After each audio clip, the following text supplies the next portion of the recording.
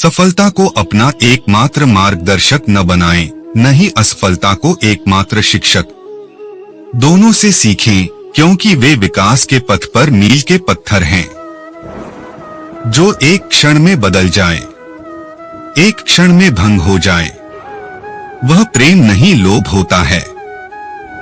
अहंकार वह छाया है जो आत्मा की रोशनी को अंधा कर देती है। भीतर की चमक को पहचानो और वह छाया भाग जाएगी। मैं किसी के भाग्य का निर्माण नहीं करता और ना ही किसी के कर्मों के फल देता हूँ। कर्म का फल व्यक्ति को उसी तरह ढूंढ लेता है जैसे कोई बछड़ा सैकड़ों गायों के बीच अपनी मां को ढूंढ लेता है।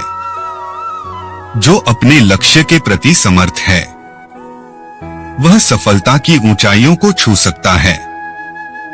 भगवान श्री कृष्ण जी कहते हैं कि हमें किसी से भी अंधा प्यार नहीं करना चाहिए।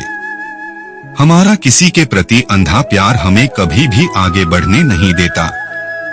हजारों मील की यात्रा एक कदम से शुरू होती है, आत्मा की यात्रा एक इरादे से शुरू होती है। आत्मा न जन्म लेती है, न मरती है, ना ही इसे जलाया जा सकता है, ना ही पानी से गिला किया जा सकता है। आत्मा अमर और अविनाशी है। किसी के साथ दुख बांट पाना भी एक तरह का सुख है। किससे कब और कितना बोलना है, अगर तुमने यह समझ लिया तो तुम अपनी जिंदगी के सार्थक बन चुके हो। जिसमें प्रेम हो वह हर रिश्ता एक बंधन है, वरना यूं ही नहीं राधे के साथ देवकी नंदन है। आत्मा पुराने शरीर को वैसे ही छोड़ देती है जैसे मनुष्य पुराने कपड़ों को उतारकर नए कपड़े धारण कर लेता है। मौन सबसे अच्छा उत्तर है।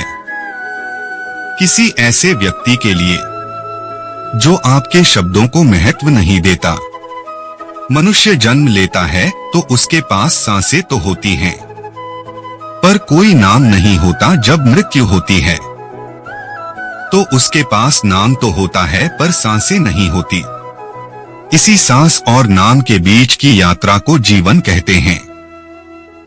न किसी के अभाव में जियो, न किसी के प्रभाव में जियो। यह जिंदगी है, आपकी अपने स्वभाव में जियो। मैं सभी जीवों में विद्यमान हूँ, मैं चींटी में भी विद्यमान हूँ और हाथी में भी विद्यमान हूँ। व्यक्ति कर्म करने से कभी छुटकारा नहीं पा सकता है, इसलिए तुम्हें हमेशा कर्म करते रहना चाहिए, क्योंकि कर्म के बिना तुम्हारे शरीर का निर्वाह भी नहीं हो सकता है। मन शरीर का हिस्सा है। सुख दुख का एहसास करना आत्मा का नहीं शरीर का काम है। मान अपमान, लाभ हानि, गम और खुशी सब मन का खेल है। मैं हमेशा तुम्हारे साथ और तुम्हारे आसपास रहता हूँ, चाहे तुम कुछ भी कर रहे हो। मनुष्य उसके लिए शोक करता है जो शोक करने के योग्य नहीं है और फिर भी ज्ञान की बातें करते हो। बुद्धिमान व्यक्ति ना जीवित और ना ही मृत व्यक्ति के लिए शोक करते हैं। मोहग्रस्त होकर अपने कर्तव्य पथ से हट जाना मूर्खता है, क्योंकि इससे ना तो तुम्हें स्वर्ग की प्राप्ति होगी और ना ही तुम्हारी कीर्ति बढ़ेगी। निर्बलता अवश्य ईश्वर देता है, परंतु मर्यादा मनुष्य का मन खुद निर्माण करता है।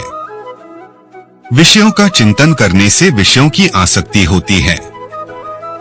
आसक्ति से इच्छा उत्पन्न होती है और इच्छा से क्रोध होता है।